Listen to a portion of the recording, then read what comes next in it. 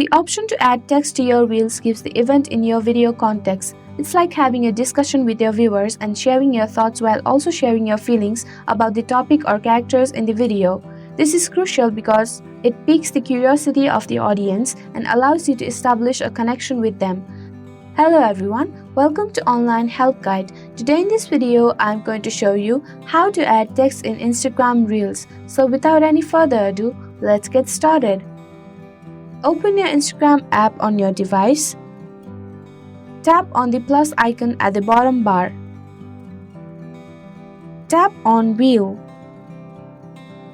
Select the reel you want to post. Tap on Add at the top right corner. Tap on the text icon located at the top of your page. Type what you want. Tap on Done. There you go, the simple steps will show you how to add text in Instagram Reels. Thank you for watching Online Help Guide. Hope this video was helpful. If it was, then hit the like button and comment down if you have any questions or feedback. Also, if you are new to our channel, subscribe and hit the bell icon so that you don't miss our upcoming videos.